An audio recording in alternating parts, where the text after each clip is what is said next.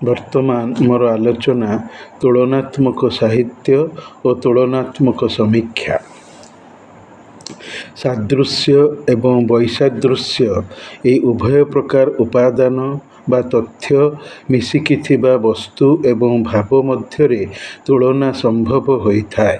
ସମାନତା ଥିବାରେ ତୁଳନା ରହେ, ନହେଲେ ରହନ୍ତା ନାହିଁ। ଗୋଟିଏ ବସ୍ତୁ ସହିତ ଆଉ ଗୋଟିଏ ବସ୍ତୁକୁ ମିଶାଇ ଉଭୟ ମଧ୍ୟରେ କ'ଣ ସମାନତା ଅଛି ଏବଂ କ'ଣ ସମାନତା ନାହିଁ, ଏହାର ଆବିଷ୍କାର ବା କାଢ଼ିବାର ନାମ ତୁଳନା। ତୁଳନା ଶବ୍ଦର ମାନେ ପାର୍ଥକ୍ୟ କଥନ, କ'ଣ ପ୍ରଭେଦ ବା ଅଲଗାପଣ ଅଛିର ଜାଣିବା। ସଂସାରରେ ବସ୍ତୁର ସମାନତା ଅନେକ, ସେଥିପାଇଁ ତୁଳନା ସହଜସିଦ୍ଧ। ତୁଳନା ସର୍ବତ୍ର ଥିବା ଭଳି ସାହିତ୍ୟ କ୍ଷେତ୍ରରେ ମଧ୍ୟ ଥାଏ। ଦୁଇଟି ମଧ୍ୟରେ ଏବଂ ବହୁତ ମଧ୍ୟରେ, ସ୍ୱଜାତୀୟ ଭିତରେ ତଥା ବିଜାତୀୟ ଭିତରେ ବି ତୁଳନା ଥାଏ। ଅର୍ଥାତ୍ କବିତା ମଧ୍ୟରେ ତୁଳନା ଥିବାକୁ ସ୍ୱଜାତୀୟ ବା ଏକ ଜାତୀୟ ତୁଳନା ଏବଂ କବିତା ଏବଂ ଗଳ୍ପ ମଧ୍ୟରେ, କବିତା ଉପନ୍ୟାସ ମଧ୍ୟରେ, କବିତା ନାଟକ ମଧ୍ୟରେ ତୁଳନା ରହିବାକୁ ବିଜାତୀୟ ତୁଳନା ଅଟେ। ସାମଞ୍ଜସ୍ୟ ବା ସମାନତା ଗୁଣ ଥିଲେ ତୁଳନା ସହଜରେ ଦିଶେ। ଓଡ଼ିଆ କବିତାରେ ତୁଳନାତ୍ମକ ସାହିତ୍ୟ ସମଜାତୀୟ ଭିତ୍ତିକ ହୋଇ ଅନେକ ଅଛି। ଉଦାହରଣ ହେଲା ଛାନ୍ଦସିକ କବି ରାଧାମୋହନ ଗଡ଼ନାୟକ ରଚିତ ମାଟି କବିତା ଏବଂ ସବୁଜଯୁଗୀୟ ରହସ୍ୟବାଦୀ କବି ବୈକୁଣ୍ଠନାଥଙ୍କ ରଚିତ ମାଟି କବିତା ସମଜାତୀୟ ତୁଳନାତ୍ମକ ସାହିତ୍ୟ। ସେହିପରି ରୋମାଣ୍ଟିକ୍ କବି ମାୟାଧର ମାନସିଂହ ରଚିତ କୋଣାର୍କ କବିତା ଏବଂ ସଚ୍ଚିଦାନନ୍ଦ ରାଉତରାୟଙ୍କ ରଚିତ କୋଣାର୍କ କବିତା ତୁଳନାତ୍ମକ ସାହିତ୍ୟ। ବିଦ୍ୟୁତ୍ପ୍ରଭା ଦେବୀ ରଚିତ ଜୀବନ ଭିକ୍ଷା ଏବଂ ବୈକୁଣ୍ଠନାଥ ପଟ୍ଟନାୟକ ରଚିତ କିସ୍ସାଗୌତମୀ ଦୁହେଁ କବିତାର ସମଜାତୀୟ ତୁଳନାତ୍ମକ ସାହିତ୍ୟ। ଡମ୍ବରୁଧର ପରିଡ଼ା ରଚିତ ଚୈତକ ଏବଂ ଶରତଚନ୍ଦ୍ର ପ୍ରଧାନ ରଚିତ ଉଚ୍ଛୈଶ୍ରବା କବିତା ଦ୍ୱୟ ତୁଳନାତ୍ମକ ସାହିତ୍ୟ।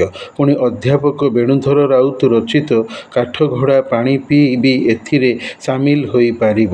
ଭକ୍ତକବି ମଧୁସୂଦନ ରାଓଙ୍କ ରଚିତ ପଦ୍ମ କବିତା ଏବଂ ନାରୀ କବି ଉତ୍କଳ ଭାରତୀ କୁନ୍ତଳା କୁମାରୀ ସାବତ ରଚିତ କମଳପ୍ରତି କବିତା ଅପର ତୁଳନାତ୍ମକ ସାହିତ୍ୟର ନମୁନା।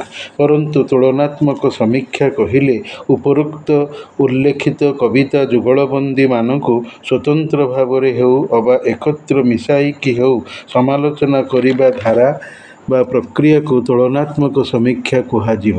ତେବେ ଆଗ ତୁଳନାତ୍ମକ ସାହିତ୍ୟ ରଚନା ରହିଥିଲେ ଯାଇ ପଛରେ ତୁଳନାତ୍ମକ ସମୀକ୍ଷାର ସୃଜନ ଲିଖନ ସମ୍ଭବପର ହୋଇପାରିବ। ତୁଳନାତ୍ମକ ସାହିତ୍ୟ ତୁଳନାତ୍ମକ ସମୀକ୍ଷାର ଜନ୍ମଦାତା କରିବାର ମୂଳ ଉତ୍ସ। ସୃଜନଶୀଳ ସାହିତ୍ୟର ଦୁଇଟି ସ୍ୱତନ୍ତ୍ର ବିଭାଗ, ଉଭୟଥିରେ କର୍ତ୍ତାର ମନୋଭାବ, ଦକ୍ଷତା, ସାମର୍ଥ୍ୟ, ଆବିଷ୍କାର ଏବଂ ସାଧନାର ପରିଚୟ ସ୍ପଷ୍ଟ ବାରି ହୋଇ ପଡ଼େ। ଭାବର ବହୁରୂପକତାର ସ୍ଥିତି ତୁଳନାତ୍ମକ ସାହିତ୍ୟ ସୃଷ୍ଟିର କାରଣ। ତାହାର ହେତୁ ଯଥା ମାଟି ନାମରେ ଦୁଇ ଭିନ୍ନ କବିଙ୍କର କବିତାରେ ଦୁଇଟି ଭିନ୍ନ ଭାବ ଅଛି। ଗୋଟିଏ ମାଟି କବିତାରେ ମାଟିର ଧୈର୍ଯ୍ୟ ଓ ସହନଶୀଳତା କାରଣ ଯୋଗୁଁ ମାଟି ସୃଷ୍ଟି ପ୍ରତିନିଧି ସମାଜରେ ରାଣୀର ସୌଭାଗ୍ୟ ପାଇଥିବା ବେଳେ, ଦ୍ୱିତୀୟ ମାଟି ନାମକ କବିତାରେ ମାଟିର ଜନ୍ମଦାତ୍ରୀ ଜୀବ ଧାରଣ, ଜୀବ ପାଳନ ଏବଂ ଜୀବ ମାରଣ, ସଜୀବ ନିର୍ଜୀବ ବା ଜଡ଼ ଜୀବ ଇନ୍ଦ୍ରିୟର ସର୍ବଦ୍ରଷ୍ଟା ରୂପାୟନ ରହିଛି।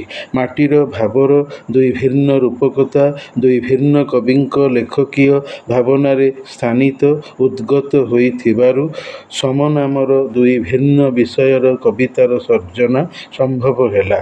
ସେହିପରି ବିଦେହର ନଟୀ ନର୍ତ୍ତକୀ ପିଙ୍ଗଳା ବେଶ୍ୟା ଚରିତ୍ରକୁ ନେଇ ରାଧାମୋହନ ଗଡ଼ନାୟକ ପିଙ୍ଗଳାର ଅଭିସାର କବିତା ଏବଂ କବି ଅଧ୍ୟାପକ ବେଣୁଧର ରାଉତଙ୍କର ପିଙ୍ଗଳାର ସୂର୍ଯ୍ୟ କବିତା ତଥା ମହାପାତ୍ର ନୀଳମଣି ସାହୁଙ୍କର ପିଙ୍ଗଳା ସେ ଅନ୍ୟ ଜଣେ ଗଳ୍ପ ଗୋଟିଏ ଚାରିତ୍ରିକ ନାମର ତିନୋଟି ବିବିଧ ଭାବର ସାହିତ୍ୟ ସୃଷ୍ଟି ତୁଳନାତ୍ମକ ସାହିତ୍ୟ କୁହାଇଛନ୍ତି। ସେହିପରି ବର୍ଷା ନାମରେ କବିବର ରାଧାନାଥ ରାୟଙ୍କର ବର୍ଷା, ଭକ୍ତକବି ମଧୁସୂଦନ ରାଓଙ୍କର ବର୍ଷା ଏବଂ ପଲ୍ଲୀକବି ନନ୍ଦକିଶୋର ବଳଙ୍କର ବର୍ଷା କବିତା ତୁଳନୀୟ ସାହିତ୍ୟ ସତ, ହେଲେ ଯେତେବେଳେ ତୁଳନୀୟ ସମୀକ୍ଷା ବା କମ୍ପାରେଟିଭ୍ କ୍ରିଟିସିଜିମ୍ ସ୍ତରକୁ ଆସିବେ, ସମଜାତୀୟ କବିତା ନାମର ବର୍ଷା ସଂଜ୍ଞାୟିତ ତ୍ରୟ କବିତାରେ ତିନୋଟି ଭିନ୍ନ ଭାବର ବିଷୟ ନିହିତ।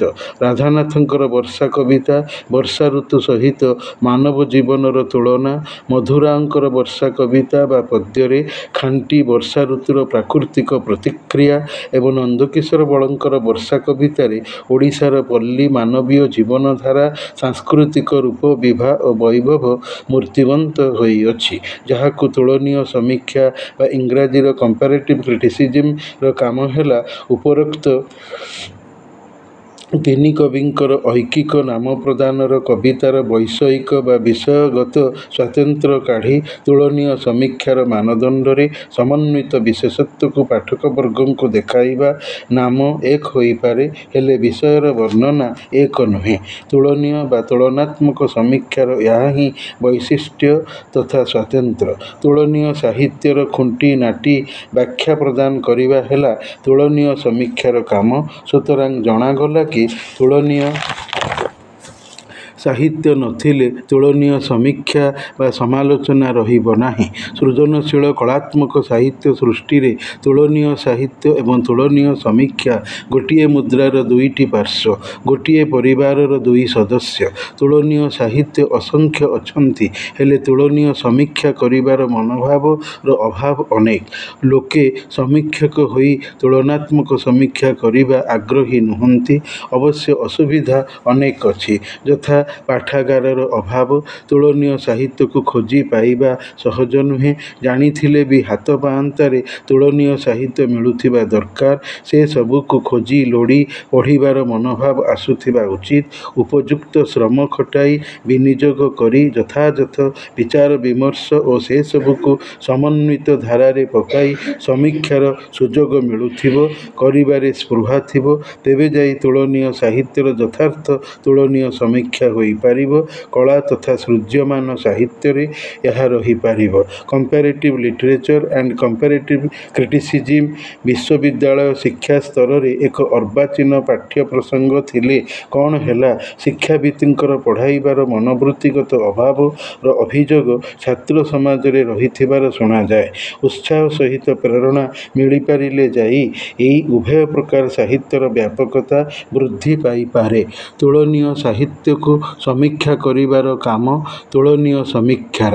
ଉଦାହରଣ କବିବର ରାଧାନାଥ ରାୟଙ୍କର ବର୍ଷା କବିତାରେ ବର୍ଷା ଋତୁକୁ ମାନବୀୟ ଜୀବନଧାରା ସହିତ ସମନ୍ୱିତ କରାଯାଇ ବିଚାର କରିଥିବାର ଛୋଟ ଗୋଟିଏ ନମୁନା ହେଲା ବହି ଯାଉଛି ବାରି ଭେଦି କିଆରୀ, ମର୍ଯ୍ୟାଦା ଲଙ୍ଘେ ଯଥା ସ୍ୱତନ୍ତ୍ରା ନାରୀ। ମାନେ ହେଲା, ଅତିଶୟ ପ୍ରବଳ ବର୍ଷାପାତରେ ଜଳ ଚାଷଜମି ଭେଦି ଡେଇଁକି ବୋହିଯାଉଛି, ଯେପରି ସ୍ୱେଚ୍ଛାଚାରିଣୀ ଆଧୁନିକା ନାରୀ ମାନବୀୟ ସମାଜର ସଂସ୍କୃତି, ଶୃଙ୍ଖଳା, ଅନୁଶାସନ, ସମ୍ଭ୍ରମତାକୁ ଖାତିର ନ କରି, ମାନମର୍ଯ୍ୟାଦାକୁ ଛାଡ଼ି ମନମୁଖୀ ହୋଇ, ମୁରବୀ ମାନନା ନ କରି ମନ ଯାହା ଚାହିଁଲା ସେଇଆ କଲା। ପୁଣି ଠାଏ କବି କହିଛନ୍ତି, ଦୁର୍ଦୂର ରବ ଶୁଣି ନିରବପିକ, ମୂଢ଼ ସଭାରେ ମୂକ ଯଥା ଧାର୍ମିକ। ମାନେ ହେଲା, ବର୍ଷା ସମୟରେ ବେଙ୍ଗ ରଡ଼ି ଶୁଣି କୋଇଲି ଯେମିତି ଚୁପ୍ ବା ନୀରବ ଥାଏ, ସେହିପରି ମୂର୍ଖମାନଙ୍କର ମେଳରେ ରହିଥିବା ବିବେକୀ ଧାର୍ମିକ ବ୍ୟକ୍ତି ନିଜର ମାନମହତ ଇଜ୍ଜତକୁ ଜଗି ମୂକ ନୀରବ ଥାଏ। କାରଣ ତାର କଥା ମୂର୍ଖ ଲୋକେ କେହି ଶୁଣିବେ ନାହିଁ, ମାନିବା ତ ଦୂରର କଥା। ତେଣୁ ଆଲ ସଖୀ ଆପଣା ମହତ ଆପେ ରଖିବା ହିଁ ଶ୍ରେୟ। ପୁଣି ରାଧାନାଥ କହିଛନ୍ତି, ସେହି ତାଙ୍କର ତୁଳସୀ ସ୍ତବକସ୍ଥ ବର୍ଷା କବିତାରେ କି ଉଭେଇ ଗଲେ ନଭୁ ଜ୍ୟୋତିଷ୍କ ଗଣେ, ଜ୍ୟୋତି ଦେଖାଇ ହେଲେ ଜ୍ୟୋତି ରିଙ୍ଗଣେ। କୁଜ୍ଞାନ ଏହିପରି ସୁଜ୍ଞାନ ନାଶେ, ସୁଜ୍ଞାନ ଏହିପରି ଜ୍ଞାନ ପ୍ରକାଶେ। ଆକାଶରେ ମେଘ ଥିବାରୁ ଚନ୍ଦ୍ରତାରା ଦେଖାଯାଇ ନଥାନ୍ତି, କିନ୍ତୁ ଅନ୍ଧାର ମେଘୁଆ ରାତିରେ ଜୁଳୁଜୁଳିଆ ପୋକ ନିଜର ଜ୍ୟୋତି ଦେଖାଇଥାନ୍ତି। ମନ୍ଦ ବୁଦ୍ଧି ଭଲ ବୁଦ୍ଧିକୁ ଖରାପ କରିଦିଏ, ତଥାପି ଭଲ ବୁଦ୍ଧି ନିଜର ଜ୍ଞାନ ଗାରିମା ନିଷ୍ଠାର ସହିତ ମନ୍ଦ ବୁଦ୍ଧିଠାରେ ପ୍ରକାଶେ। ମାନିବା ନ ମାନିବା ସେ ଭିନ୍ନ କଥା। ପ୍ରସ୍ରବଣ ପାହାଡ଼ରେ ରାମ ଲକ୍ଷ୍ମଣ ବେନି ଭାଇ ବର୍ଷା ଋତୁ କାଟୁଥିବା ବେଳେ ରାମ ଲକ୍ଷ୍ମଣଙ୍କୁ ପୋଖରୀର ଏକ ପ୍ରାକୃତିକ ଦୃଶ୍ୟ ଦେଖାଇ ଜୀବନ ଶିକ୍ଷାର ସାର ଉପଦେଶର ନିର୍ଯାସ କାଢ଼ିଛନ୍ତି। ଦୃଶ୍ୟଟି ହେଲା, ରାମ ଲକ୍ଷ୍ମଣଙ୍କୁ ଦୃଶ୍ୟ ଦେଖାଇ କହୁଛନ୍ତି, ଦେଖ ଦେଖ ଅଗ୍ରତେ ସରସୀ ଜଳେ, ପଡ଼ି ମଣ୍ଡୁକ କ୍ରୂର ଅହି କବଳେ, ବିକଳେ ରାବୁ ରାବୁ ଊର୍ଦ୍ଧ୍ୱେ ଉଡ୍ଡୀନ, ଉହୁଙ୍କି ଶିଶୁ କଙ୍କି ଦେଲା ଗିଳିଣ। ସାର ହେଲା, କାଳ କବଳେ ସିନା ଏରୂପେ ଭାଇ, ଆରତେ ନରଘାରି ହେଉଣ ଥାଇ, ତେବେହେଁ ମନା ସୋଇ ଲୋଭିଏ ଦଶା, ମେଣ୍ଟାଇବାକୁ ଭବ ଭୋଗ ଲାଳସା। ହେ ଭାଇ ମୋର ଲକ୍ଷ୍ମଣ, ତୁମେ ପୋଖରୀ ଜଳକୁ ନିଜ ସାମ୍ନାରେ ଥାଇ ଦେଖ। ବେଙ୍ଗଟିଏ ସାପ ପାଟିରେ ଥାଇ ମରଣ ଚିତ୍କାର କରୁଛି ସତ, ହେଲେ ସେ ତା'ର ପାଟିରେ ଜିଭ ଲମ୍ବାଇ ସାମାନ୍ୟ କୁଦିପଡ଼ି କଙ୍କିଟିକୁ ଧରି ଗିଳିଦେଲା। ଏହିପରି ମଣିଷ କାଳ ସାପ କବଳରେ ପଡ଼ିଥିଲେ ବି, ବିକଳରେ ପାଟି କରୁଥିଲେ ବି ସଂସାରର ତୁଚ୍ଛ ଅଳିକ ମୋହମାୟାର ଲୋଭ କିନ୍ତୁ ଛାଡ଼ିପାରୁ ନାହିଁ। ମଧୁରାଙ୍କର ବର୍ଷା କବିତାଟି ପ୍ରାକୃତିକ ପୃଷ୍ଠପଟରେ ଶିଶୁ ମନସ୍ତତ୍ୱକୁ ଦେଖି ସରଳ ତରଳ ଭାବ ବିମୁଗ୍ଧ ଭାଷାରେ ଲେଖାଯାଇଛି। ଆସନ୍ତେ ବର୍ଷାକାଳ ନିଦାଘ ଶେଷେ, ଘୋଟଇ ମେଘମାଳା ଆକାଶ ଦେଶେ, ଚମକଇ ବିଜୁଳି ମେଘ ବକ୍ଷରେ, କମ୍ପଇ ବଜ୍ରନାଦେ ମହୀକାତରେ, ଜଳ ନିକଟେ ଉଚ୍ଚେ ଡାକଇ ଭେକ, ମହାହରଷ ଭରେ ଡାକେ ଡାହୁକ, ଜଳେ ପୂରଇ ବିଲ ପୋଖରୀ, ଶୁଭଇ କୃଷକର ଗୀତ ଲହରୀ, ବରଷା କାଳ ଅଟେ ମଙ୍ଗଳକାରୀ, ପାଳଇ ପରଜାଙ୍କୁ ବରଷିବାରି, ବାନ୍ଧବ ଅଟେ ତରୁ ଲତା ଜୀବର, ପ୍ରକାଶଇ କରୁଣା ସେ ନିରନ୍ତର।